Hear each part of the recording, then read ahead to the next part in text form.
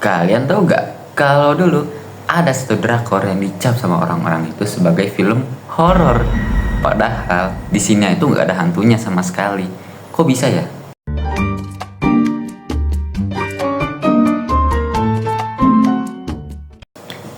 Tapi sebelum itu aku mau ngasih tahu dulu nih, pembahasan kita tuh bukan tentang film ini. Tapi di sini aku bakal ngejelasin dulu tentang agama dan tubuh. Sebelumnya, saya Gabriel Farel Ridho Nugroho dari Prodi Sejarah. Pengalaman Gen Z terkait dengan tubuh merupakan pengalaman eksistensial mereka. Body shaming, beauty shaming, body positivity, dan toxic relationship adalah beberapa kasus yang mengemuka dalam generasi kita.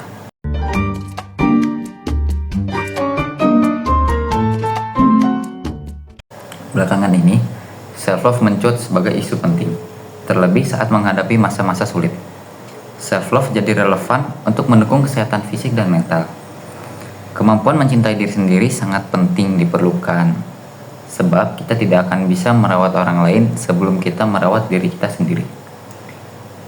Menurut psikolog Kristi Purwandari, self-love secara sederhana adalah tindakan menyayangi atau merawat diri. Self-love penting karena adanya kecenderungan tanpa kita sadar itu kita menilai diri kita tuh terlalu tinggi, menuntut diri kita terlalu tinggi, sehingga akibatnya tuh pekerjaan dan aktivitas tidak optimal, termasuk dalam relasi kita dengan orang lain. Istilah yang banyak dipakai dalam psikologi adalah mindfulness.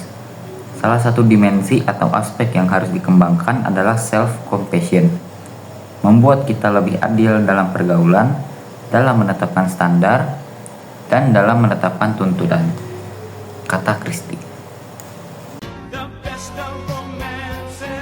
보고 싶어. 21세기의 너가.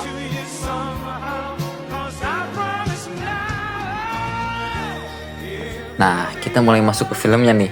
Jadi, 28th Century Girl ini menceritakan seorang wanita SMA yang bernama Nabora pada tahun 1999 yang berjanji untuk membantu sahabatnya Hyundu untuk mengamati seorang siswa populer bernama Baekhyunjin.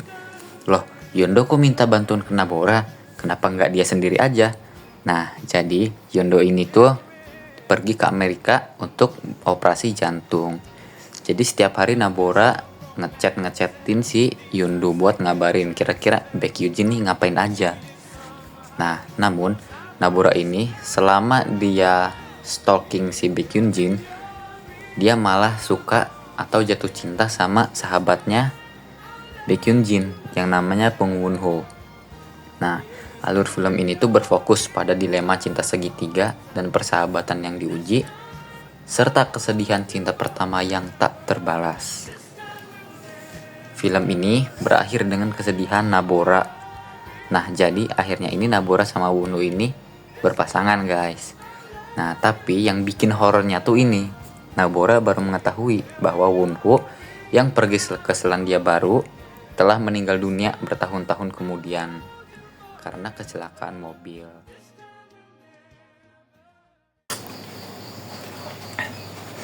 Nah, walaupun kisah cinta mereka tragis, namun film ini juga mengandung nilai-nilai moral dan spiritual yang menjadi dasar dalam ajaran agama.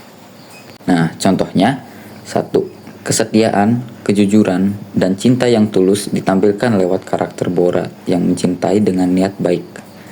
2. Ia juga berkorban dan menerima takdir dengan ikhlas, terutama setelah kehilangan cinta pertamanya. Ini mencerminkan nilai kesabaran, keikhlasan, dan kasih sayang yang universal. Nilai-nilai yang juga dijunjung dalam agama manapun. Film ini menunjukkan bahwa tubuh bukan hanya fisik, tapi juga tempat di mana emosi, kenangan, dan luka batin tersimpan. Ketika Bora jatuh sakit atau menangis, tubuhnya mencerminkan penderitaan batin. Hubungan antara tubuh dan jiwa yang terlihat sangat kuat. Proses dia tumbuh dari remaja ke dewasa menggambarkan bagaimana tubuh berubah seiring pengalaman hidup dan spiritualitasnya ikut matang. Cara film ini menggambarkan bahwa cinta, kehilangan, dan pertumbuhan bukan hanya soal perasaan, tapi juga perjalanan batin dan spiritual manusia.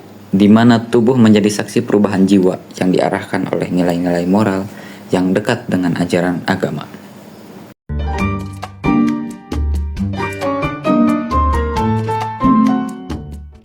Pada zaman kita, perkembangan sains dan teknologi biomedis sangat berpengaruh terhadap persepsi tubuh, dengan mendorong gagasan bahwa semua itu dapat diubah tanpa batas. Kemampuan untuk mengintervensi DNA, kemungkinan untuk memasukkan unsur-unsur buatan dalam organisme, dan perkembangan neuroscience merupakan sumber daya yang besar, namun sekaligus menimbulkan persoalan-persoalan antropologis dan etis.